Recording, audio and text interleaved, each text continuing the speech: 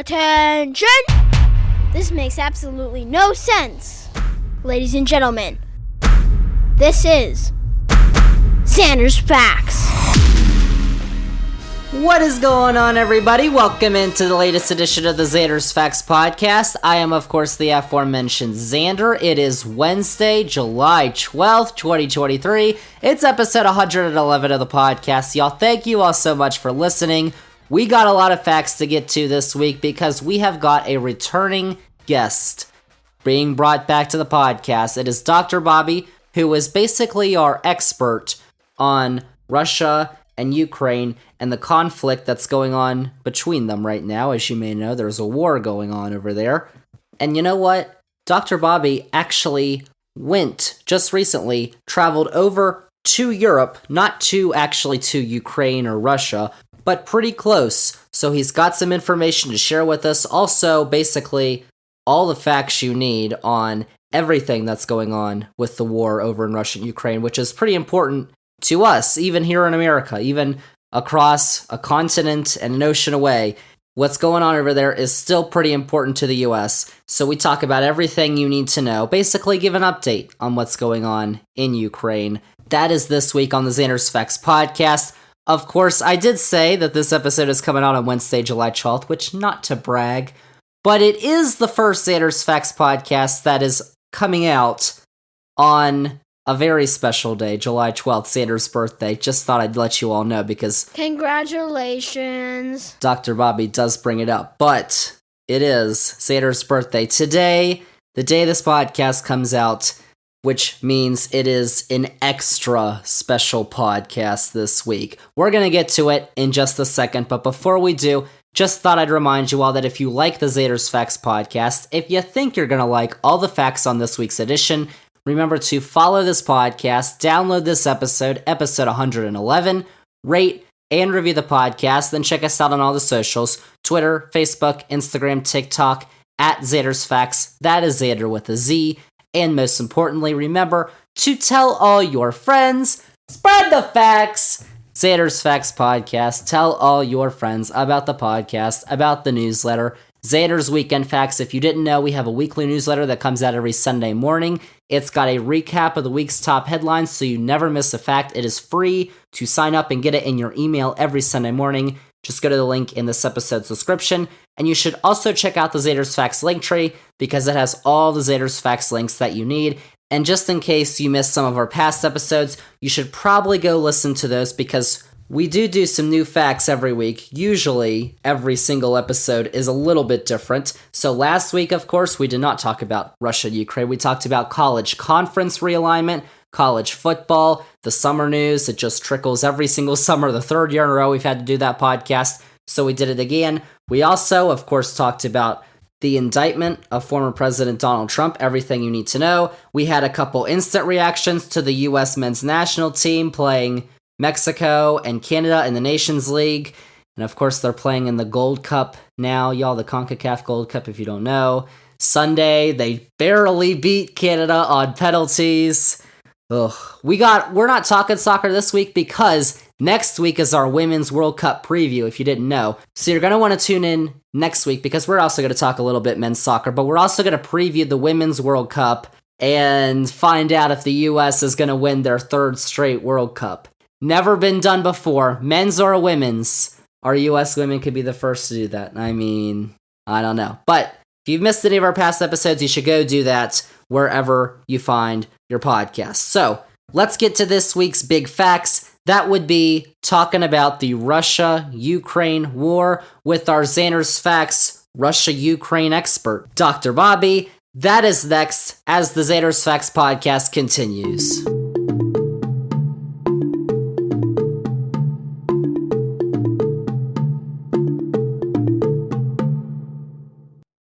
Zander's Facts. Y'all, we haven't had this guest on the podcast in a while. I looked back, actually. It was episode 79 from last year. We're on episode 111 this week, and we are talking about the war that is going on in Russia and Ukraine. You've probably heard about it, but there's a lot you probably haven't heard about, and that's why we're bringing on our guest this week. It is Dr. Bobby. He is a Russian professor at Virginia Tech. Dr. Bobby, thanks for coming back on the podcast. Oh, thank you for having me, Zander. And big thanks for having me on the special Zander's birthday edition of Zander's Facts, or Zander's birthday. In case he hasn't announced it, today is Zander's birthday. Well, the day the podcast comes out. Yeah. Yes. That's right. It's the first time that the podcast comes out on my birthday. July 12th, best day of the year. Are you sure? I mean, how about that? But beyond all of our celebrations, we do have some stuff to get to. We are talking, of course, about Russia and Ukraine, the war that's been going on. You probably have heard about some of the stuff that's been going on. There was like this mini rebellion that was going on. NATO, Sweden might be about to join NATO because Turkey said, you know what? We'll let you in. That's fine. And Dr. Bobby himself has actually been traveling a little bit. So he has some insight to give us that we can't get here in America, even though he's back in America now. But we're going to get to all of that here on this podcast with Dr. Bobby. But the first thing I wanted to get to is that rebellion that happened with the Wagner group and Prigozhin. First, we heard about this on the news. It was breaking news. Everybody was talking about it. But what exactly happened there with this kind of rebellion where for a little bit we thought, oh my gosh, is Putin in trouble? What's going on? Yeah, he was, apparently. And it seems likely he's in a little bit more trouble, was in a little bit more trouble, and in fact is certainly more trouble than the Kremlin is letting on, at least. It actually, you can't quite give a whole history of the Wagner group here. This would take a couple of podcasts, but this was the force that really has demonstrated itself to be the only effective force in Ukraine fighting for the Russians right now, because the Ministry of Defense forces have been nothing if not incompetent. Whoops. But this is the force that took Bakhmut at the cost of about 20,000 people, from what it looks like. Incidentally, if you are looking closely at the war right now, you know that Bakhmut is about to be lost. The Ukrainians now have the high ground around it, and it's looking more and more like the Russians are going to have to abandon it. They're going after the ground lines of communications there. And I don't think anybody is guaranteeing that it's going to fall within the next couple of days, but the signs are looking really bad for Russia in there right now. So where is that in Ukraine? Bakhmut, it is, if you look towards where the current areas of Russian occupation, this is going to be in the northwest of that little strip. So obviously it's in far eastern Ukraine, but it's a little bit in the northern strip of where the Russians currently have control. But in any case, this is the force that took Bakhmut and essentially leveled the city. And after they did so, there was an ongoing dispute about supplies, about munitions that Prigozhin, who is the leader of the Wagner group and who led this mutiny, was directing at the Ministry of Defense. Wagner's been dependent on the Ministry of Defense for supplies, munitions, and things like that. And he called out the heads of essentially the Russian military by name, and sometimes very colorful names. Russian is especially fertile soil for beautiful and creative obscenity. Words we can't use on this podcast. Yeah. If you say so. He was pretty free in describing Shoigu, the Minister of Defense, and Gerasimov, who was the Russian chief of the general staff, basically the guy in charge of the forces. Calling them out directly. He had actually been doing this for quite a while. So after Bakhmut is taken tenuously, the division between the Ministry of Defense and Wagner just grows sharper. And at one point, Prigozhin actually accuses the Ministry of Defense of attacking Wagner forces. So at one point, Wagner captures a Russian colonel. And to all appearances, they beat him. They make him give this hostage video confession, and he's got a big ass black eye, and he goes on there and describes what he did. So eventually the Wagner forces withdraw safely, and the Ministry of Defense takes over Bakhmut. Essentially, at this point, they're just defending it. They get to the sort of relative safety of southern Russia, where they claim they were again attacked by the Ministry of Defense. This time with, I think it was helicopters. It was some kind of air assault. And this was what Prigozhin at least cited as a central provocation for the mitiage, the mutiny. And this is how it's being described in Russian, is that this was a mutiny, not quite a revolt or a rebellion, but they were really moving against the Ministry of Defense and not necessarily against Putin, which is where things really get kind of weird. But anyway, as this begins, they essentially take the entirety of Rostov-on-Don, and then they begin this march for liberation, or whatever it was they called it, towards Moscow. They go through Voronezh. There's further attacks, and it costs, I think, about 8 or so Russian Ministry of Defense lives. And in fact, these were pilots, and these are not people that the Ministry of Defense can afford to lose. And it actually kind of seemed like there was nothing that was really going to be able to stop the column until it got to Moscow. Now, how this happened, this would have been a really gory mess for everybody involved. Most likely it wouldn't have been successful, but given the incompetence of the Russian military so far, it's not out of the question that Wagner could have, really done a lot of damage. So this is kind of the background, I guess, and sort of what happened. After that, everything becomes just incredibly obscure. Yeah, we heard about the Belarusian president, Alexander Lukashenko, basically brokering this deal as Prigozhin and his men were marching presumably to Moscow.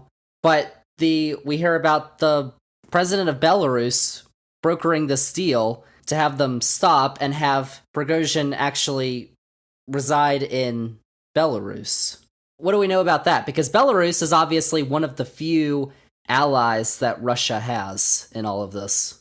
Well, with every passing day, what Lukashenko has said becomes less plausible.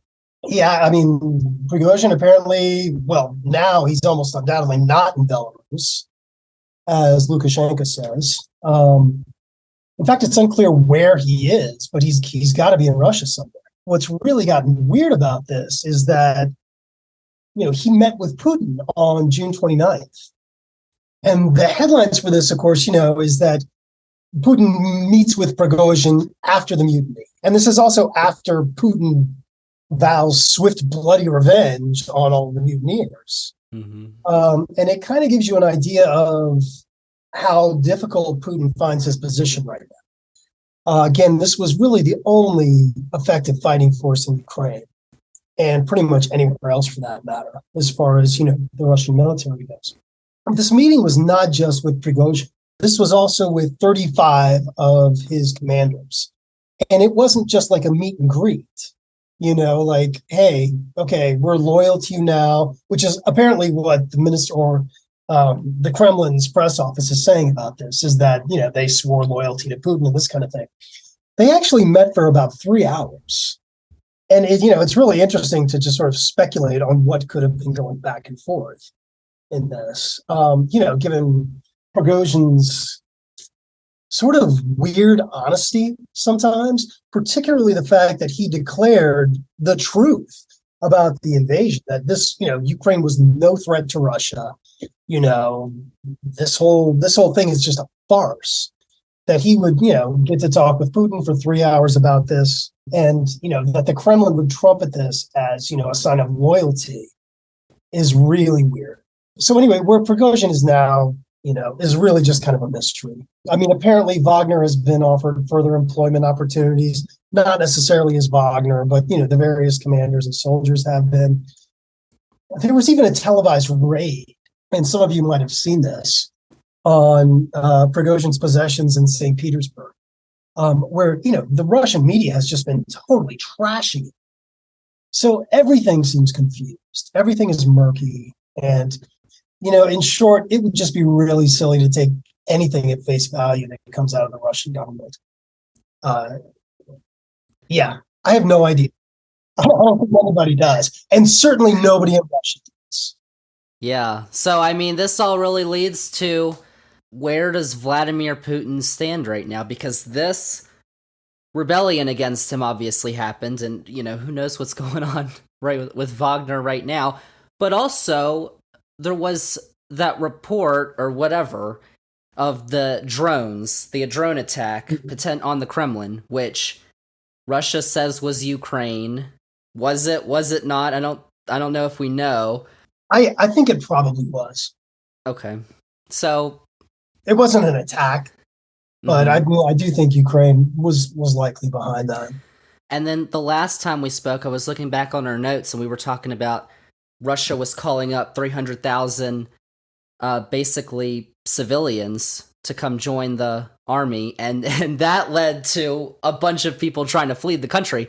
So where does Vladimir Putin stand right now in his own country? Is his power, is his support diminishing at all? Yeah, it's probably pretty interesting you brought up that mobilization, because that is what he needs to do to fight this war. I'm not saying win this war, but to fight this war. And politically, he can't do it, particularly after this mutiny. Is Putin still in charge? Yeah. But is his power and support diminished? Yes, also. But I mean, the war has been a catastrophic mistake from pretty much any angle. But from the personal Putin angle, it's really been a big one. It really is kind of difficult to peer really closely in there and see just how much support he may have lost. But it seems to have been considerable. Well, could we find the next Russian elections are March 2024, which is less than a year away? Could we find anything out about that, or are the elections in Russia just all, it's not really free and fair? Nice try, buddy. Yeah, there was a great old Soviet joke. It was sort of like a weird riddle. When were the first Soviet elections held? When God put Eve before Adam and said, choose a wife. And it's really been kind of the same thing ever since. It's not just a Soviet joke. It's been the same thing with Putin. If Putin runs, it's obvious who's going to win. It's not really even going to be a contest. The question, of course, could be, is he going to run? March 24, it's a little ways away. Who knows what's going to happen before then? I mean, I wouldn't want to predict it, but if I had to, I would go with Vladimir Vladimirovich. What does that mean?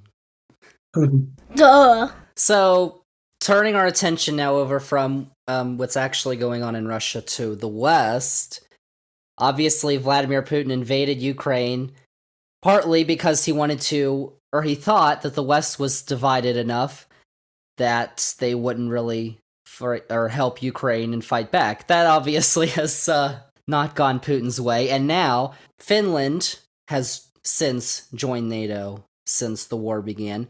And a couple days ago, Turkey, who was one of two, I believe, holdouts in NATO for Sweden to join, just said that they're going to support Sweden. Hungary's the other one, and you would think Hungary's probably just going to say, all right, well, you can come. So Sweden is, not that big of a power, not that big of a country. You wouldn't think a big of a threat to Russia, but what effect does that have with Russia, basically, what we just talked about, looking like they're in shambles, and NATO keeps expanding? Yeah, Sweden, well, it might not look like that much, but Sweden, along with Turkey, is one of the traditional Russian enemies. The 17th century, 18th century, they fought a lot of wars against Sweden. Fight me. In a way, this is kind of how Peter the Great got to be the Great. During the 18th century, there were a number of wars against Turkey too. It's significant in the way that this just sort of adds to what Putin was trying to prevent, and this is another NATO country right next to his border. It's exactly what he did not want to have. Is it going to have an effect on this war? Probably not. But every little bit helps, and you have a country that is throwing full-throated support behind Ukraine. It definitely doesn't hurt. Yeah, we got more to talk about with NATO in a minute because they're meeting right now in Lithuania. They're having their big summit, so we got to talk about that as well. But another thing that came up in the news regarding our country, the United States, was that in the new aid package that's being sent to Ukraine, that includes what we know as cluster bombs, and which I wrote about on Zander's Weekend Facts are controversial because they're basically these bombs that Russia's been using in the war that have dozens, hundreds of these droplets, but some of them don't explode immediately, and they can stay there for years, which can obviously, be bad after the war is over. So, I mean, I guess I'm going to ask you why these are so controversial, because there was the Biden White House obviously supports it, but then I saw on CNN or something that one of the top Democrats in Congress is like, I don't support this. And then you had a Republican in Congress who went on there and was like, I support this. So what does that really mean that the U.S. is sending these bombs to Ukraine? Obviously, it means they're sending aid to Ukraine, which is good for them and what they want. But why are these so controversial? Well, the weapon itself is, the real controversy is due to the fact that they had this extremely widespread beyond their initial zone of impact, combined with that high failure rate of the individual bomblets. And I think it can get as high as 40%. It's a fact. 40% of these bombs don't explode on impact and can be dangerous for years or even decades afterwards. The cluster bombs that the United States used in Southeast Asia during the Vietnam War were still killing people in the first decade of the 2000s. So, these things are awful.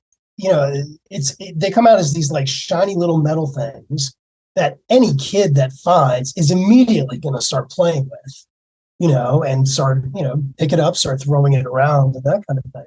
So, I mean, you can see how awful they would be for the civilian population. A little kid, a farmer, really anybody who runs into it can get a limb blown off or worse. The U.S. definitely ran into a lot of issues with these in Iraq, too. There were some pretty credible accusations of, civilians being killed by these a lot. And this is one of the reasons that so many nations, but not the United States and Russia, have banned their use. I mean, it really is a vile and destructive weapon. Then again, any weapon in a war is atrocious. I mean, the risk to civilians here is significant. And I think there rightly are a lot of objections to using these. But this is not going to be the introduction of cluster munitions into the conflict. And as a matter of fact, Ukraine was accused of using these as far back as 2014 in Donbass. So it's actually something they've been asking for. And Russia, of course, has zero regard whatsoever to the weapons they use. And it's been employing them for decades in Georgia, Chechnya, Afghanistan. And in Ukraine, they've actually been deliberately used on population centers. This happened in Kharkiv early in the war. There was another place where one of them hit a kindergarten. So it's awful, but it's not really anything new. Like I said, Ukraine has been specifically asking for them. The U.S. is kind of justifying it in this way, saying that it's going to be the Ukrainians using them on Ukrainian territory. And it is reasonable to assume that for this reason, they're going to keep a pretty careful eye on where they're being used. So they will know how to do some kind of cleanup after this is over. The Pentagon also claims that there's a very low failure rate with the bomblets on impact. I can't really evaluate that. I don't know how reliable that claim is or not, but even a single dud found by a kid or a farmer is, it's one too many. But relatively speaking, in the overall scheme of this conflict, it's really hard to accuse the U.S. or the Ukrainians of heinous disregard for human life, particularly seeing what they're up against. I guess I'm just confused why Ukraine is specifically asking for them. Is it just because they're like, well, Russia did it first, we don't care, or? No, I mean, for one thing, everybody's getting low on artillery. And, you can shoot these. They don't necessarily have to be missiles. There's a couple of ways you can deliver these. And, they can obviously be very effective against concentrated Russian forces, which the Ukrainians seem to have a knack for finding. Okay. In the broader scheme of things, when you're talking about aid, is Ukraine, are they getting the aid that they want or that they really need from the West and from the US? Obviously, they're getting some, and that's allowed them to stay in this war and actually make advances against the Russian-occupied territories in Ukraine. What is the sense, really? Well, whenever you've got this much of your country occupied by, a criminal invader, you're not getting enough. Are they grateful for what they're getting and all that? Yes, very much so. But they very much do need more. It's especially now with this counteroffensive, it would be good to have the air support that they could have from the F-16s. What they're facing as far as the dug-in Russian defenses is formidable to say the least.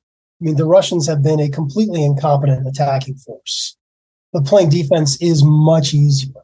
And, in some places, their defenses, are, around like 35 kilometers thick. They have tank traps, barbed wire, all kinds of minefields, which, in this instance is going to be much more brutal than any cluster bombs are going to be. It's really going to be difficult to get through this. And having the air support that you could get from the F-16s would be a huge advantage to the Ukrainians trying to do this attack. And they don't have it. And they're not really going to get it in time. Mm-hmm. I guess what I'm asking is, obviously, this past year in the U.S., we've had a divided Congress, some of whom, in especially the House, who have been very vocal on their opposition to giving a lot of money to Ukraine when we have issues in the U.S. they say we need to deal with first. So has that really had an effect, or has it just been continuous for the U.S.? Has there been a noticeable drop-off at all to Ukraine? No, I don't think so at all. Okay. In fact, I think it seems to have been getting progressively better. There were a lot of weapons that were just sort of like off limits at the beginning. And even the F-16s that I was just talking about, they're now on the table, and other countries are going to be providing them. It'll be coming late, but at least they're getting them. Another one, though, which I don't think, well, at least last I checked, is not completely off the table, but we're not giving them, which would have a huge impact on the war, would be the ATACMS, the missiles, essentially. They're, a little bit like the Storm Shadows. But if the Ukrainians had this, they could essentially hit Crimea. There's nowhere in their country that they could not hit with these. They could hit Crimea, which would completely dislodge the Russian Black Sea Fleet, which would create a huge problem for the Russians trying to strike the civilian centers with some of their cruise missiles. Once that happened, this war could end really quickly. The Russian army is just not motivated for it. And if Ukraine is really hitting Crimea, it would be that much more devastating. So I think the idea may still play out, but one of the restrictions may be that the U.S. itself just does not have enough of these. The thing is, though, for the relative low cost, you could make the entire Russian war effort unfeasible. The Ukrainians could hit them anywhere in the country, and as they've already shown with some less effective weapons like the HIMARS, they know what to look for and they know where and when to strike. And this has had a devastating effect on the Russian military as far as numbers. It would have a devastating effect on Russian morale. But, to be honest, the way this war is going, even if the Ukrainians were not getting anything and everything they needed, I don't think it would affect the morale. Until the Russians are gone, they're going to keep fighting. Mm-hmm. So now I wanted to ask you about your recent travels, as I kind of alluded to at the top. Dr. Bobby, if you all haven't known, was recently in the Baltic countries of Latvia and Lithuania. Wow! Yes. So, and those are obviously NATO countries. Latvia borders Russia and Belarus. Lithuania has a border with Belarus, and also Russia, that Russian enclave they have. Kaliningrad. What is kind of the feeling there, right? You're talking about almost at the front lines. We're over here in the U.S. We're Europe and the Atlantic Ocean away. But they're right there, and we're talking about former territories of the Soviet Union, too. What are their feelings right now on the war and how it's going? Oh, well, the official line is hardcore pro-Ukraine, anti-Russia. Give them everything they need. We need to stop this now. Russia has to be soundly defeated. They've got to go, which is completely understandable. Even a passing glance at the history of the 20th century, the 19th century, even earlier than that, will tell you exactly why. They know what a big threat this is. Yeah, but that said, it's a little bit different on the ground, and it really depends who you talk to in some places. Riga, for instance, the capital of Latvia. When I got there, I will usually speak Russian in Riga. You can get around with it very easily. But this year I didn't know what to expect. I was pretty reluctant to do it at first. And I was speaking English in places where, in past years I've been speaking Russian. But as it turned out, it was kind of okay. You could still speak Russian there without people, giving you the evil eye. There are a lot of Russian expatriates there. A lot of Russian media is still being run out of Riga. So it's not like Russians are being completely rejected because of their ethnicity or anything like that. The Latvian government, of course, is very much supportive, and most of the Latvians themselves are.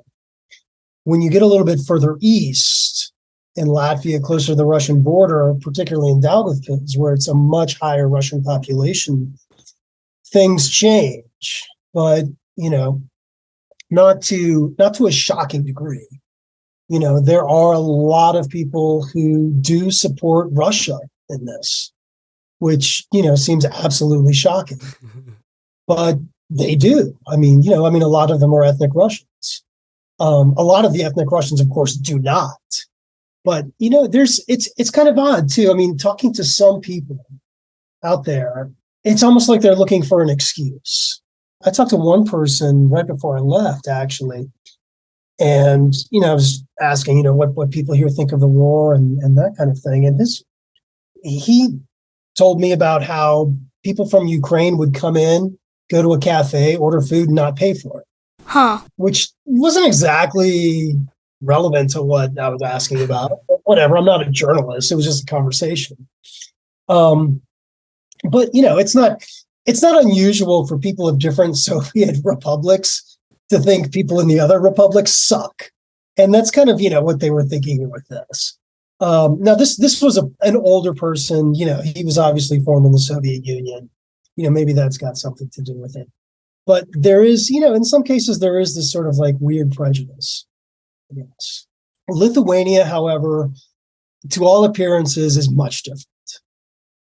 There does not seem to be, I wouldn't say it's unanimous, but it's pretty close to it. Yeah, in Vilnius and even in Kaunas, you see as many Ukrainian flags as you do Lithuanian flags. There is full-throated support behind this. Now, part of this, of course, was due to the fact that the NATO conference was coming up at the time. And it's happening right now. Yeah.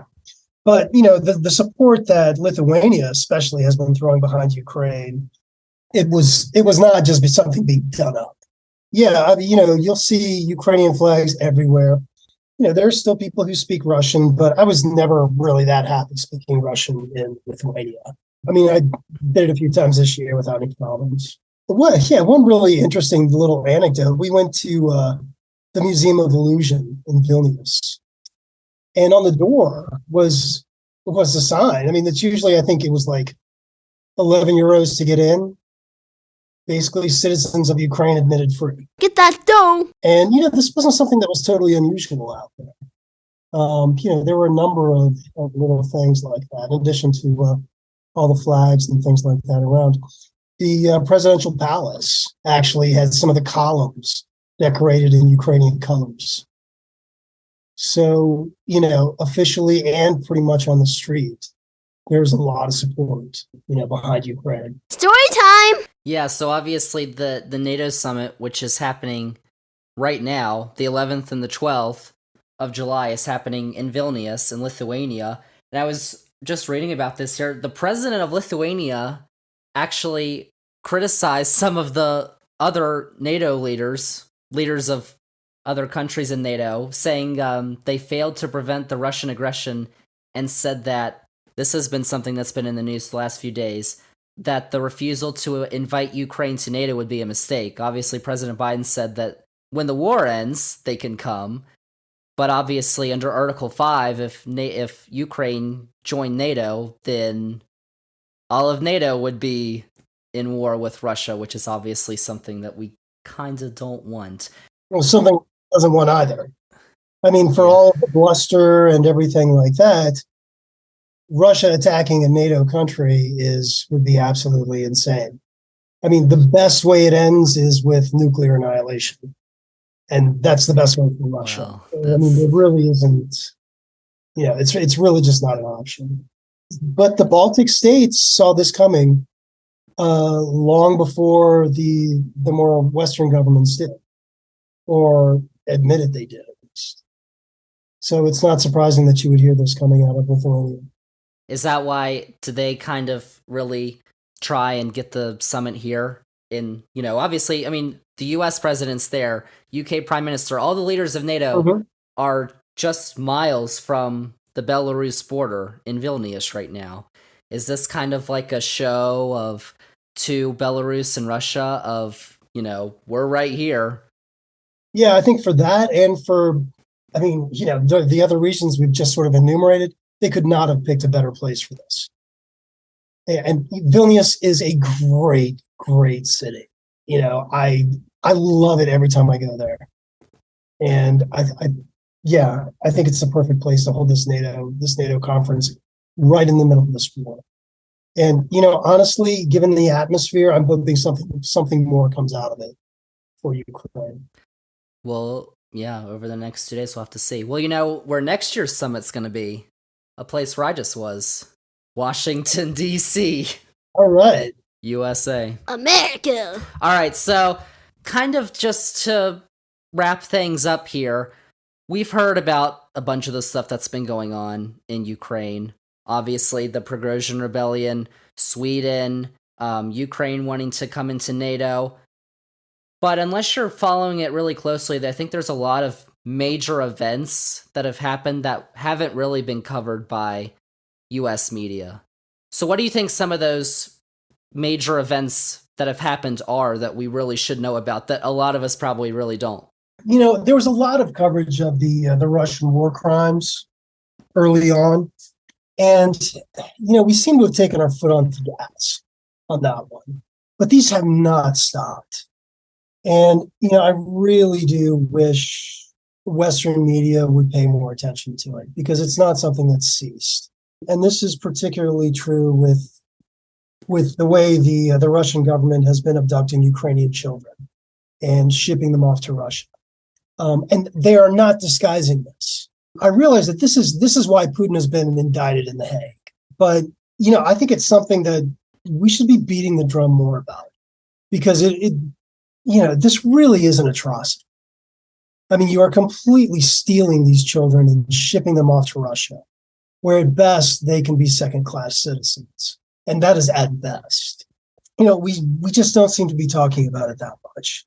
That said, there are a lot of interesting things that are going on within the Russian command structure that we don't seem to be hearing too much about lately. We have a little bit, but particularly in the wake of the mutiny, and this is because it's hard for me to get my own information other than from, Ukrainian, Russian sources and things like that. But one of Prigozhin's demands when he was doing his little mutiny was, basically he wanted to remove the command structure in the Ministry of Defense. And it seems kind of weird because for a while, Gerasimov disappeared, and we don't really know what happened to him. He's been doing this periodically when he's been in trouble, but then he just very, very recently reappeared in essentially one of those staged Kremlin videos of him sort of like acting like a commander.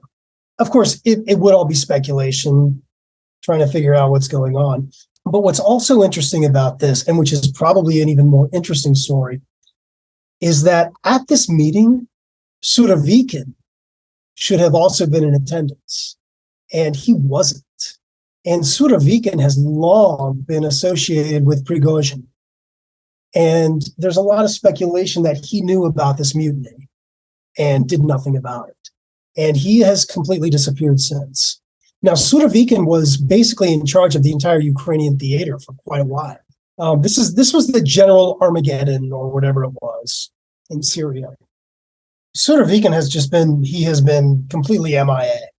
There was sort of like a hostage video that he made, saying I'm okay. There was something from his daughter saying he's at work, but nobody's seen him.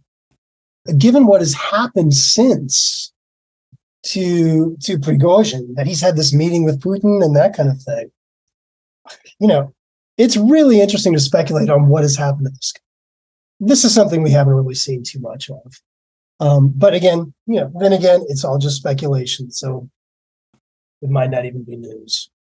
Also, before I ask my final question, I should note that I was looking on here and I found that the leaders of who are attending that NATO summit, you've also got the leaders of Australia, Japan, New Zealand, and South Korea, and Zelensky is there too. So you've got all these major world leaders those aren't countries in NATO, but they're obviously against Russia, who are right there in Vilnius, which is it's not very far from the border of Belarus if you look at it on the map. Nope, not at all. All right, so wrapping it all up here, Dr. Bobby, thanks again for coming on the podcast. But I guess overall question to wrap it up, where is the tide turning right now on this war? What is the sense that it's going on? I think I know the answer to this from what we've been building up to and what we've been talking about, how things aren't going so well in Russia. What is your sense right now on how this is going to play out? In terms of the initial justification for the war given by Putin, they've already lost. Ha ha, loser. They are not going to depose the Nazi regime in Kiev, as they called it. Oh, that's right. I mean, that's just not happening. I mean, it would probably take the Russian military at least a decade to build itself up enough to get an attacking force that could take Kiev. Yeah, if you look at, I'm looking at CNN right now, they have this map of the Russian occupied territories, and it really is just this little strip of land on the eastern edge of Ukraine, not even anywhere near Kharkiv, certainly not anywhere near Kiev, like not even close in Ukraine. Like the amount of territory that they hold it's obviously they hold territory, but it's, when you look at it, it's not very much. Yeah. No, it's not. And, given the way, and I probably should have addressed this in your previous question too, I think I meant to. Given the way Ukraine is fighting this counteroffensive, I mean, they are doing it as a kind of war of attrition, not this lightning counteroffensive that everybody was expecting. I mean, they are taking aim at supply depots, ground lines of communications, command centers. They're not going straight at it. The longer they do this, really, the harder this is going to be for Russia to defend themselves. And once those defenses break down, it's probably going to collapse. So not only I think is obviously the original dreams of this war on the part of Russia are now just completely off the table. That's not going to happen. But even holding on to what they have is going to become, I think, within the next several months, not weeks, but months, become increasingly tenuous. I don't think they can hold on to it. I think really probably their best case scenario at this point is to hold on to Crimea. And I'm not entirely sure they're going to be able to do that. I mean, another thing that we haven't really seen so much in the media is the partisan activity that's been going on behind the lines. I mean, there are assassinations, there are car bombings, there's sabotage. I mean, this is not something that doesn't exist. Russia's ability to continually deal with that is going to get weakened as time goes on as well. So, how is the war going to turn out? Who knows? I mean, all kinds of crazy things happen. But I just don't see any scenario where this is positive for Russia at all. They'll be extremely lucky if they can hang on to what they have. I mean, the strip of land they have. I mean, if you look at the map of Moldova and you see Transnistria, this is kind of what they control in Ukraine looks like. It's just this. It's becoming a more and more narrow strip of land. Mm-hmm. They can cut this off in the middle and sort of cut off the ground line to the Crimean Peninsula. I mean, that will probably be the beginning of the end. And you see they're trying to do that too when they make their advances in Bakhmut, which once you get there, you kind of see the path for them to cut it off right there. Well, there are several different ways they can go. And Bakhmut is a little bit further north, but once they can sort of get a breakthrough, and this kind of seems to be what they're doing now, is that they're just sort of probing. As they repeat over and over again, we haven't put the full force in.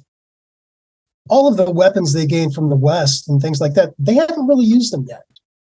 Most of them have been sitting and waiting. Once they figure out where they're going to go, it is really going to get started. But this will probably be, at least another couple of weeks. Okay. All right. Well, Dr. Bobby, some one-of-a-kind insight from the Baltic States, giving us basically everything, all the facts that we need to know regarding Russia and Ukraine and the war that's going on that's really important. We may be a continent and an ocean away, but even here to us in the United States, it's extremely important what's going on in Ukraine and Russia. So, Dr. Bobby, once again, thanks for coming on the podcast. Give us all the facts. You bet, buddy. Anytime. Zander's Facts. So there you have it, y'all. Thanks once again to Dr. Bobby for coming on the podcast, giving us the lowdown, breaking down what's going on in the Russia-Ukraine war, because it's really important, I think, and there's a lot of things that we probably should know here in America that the news media really isn't covering, unless you're paying really close attention.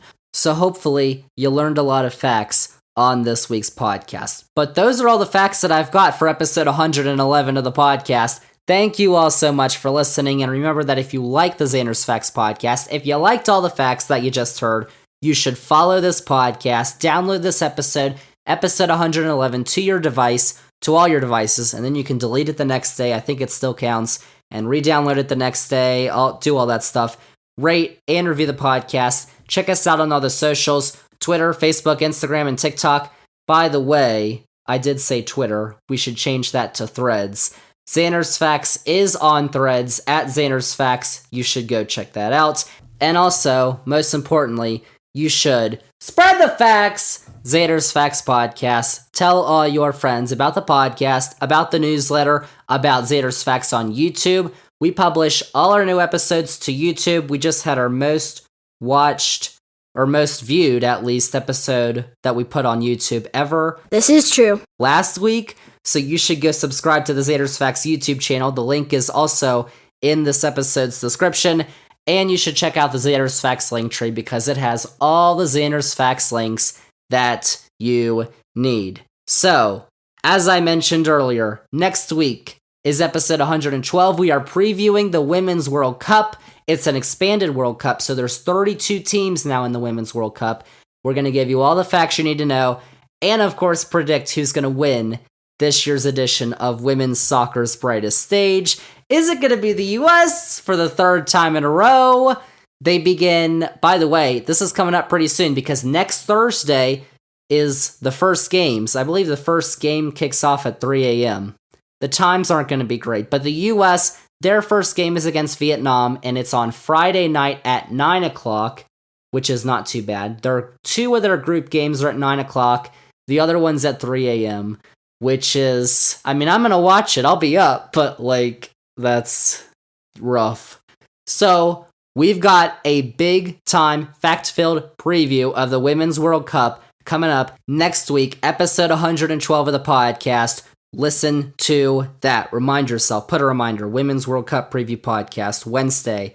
Launches at 5 a.m. Of course, you can listen whenever you want, wherever you want, on YouTube, and wherever you get your podcasts. So that is it. That is a wrap on episode 111 of the podcast. Thank you all so much for listening, and we'll see y'all with episode 112 next week.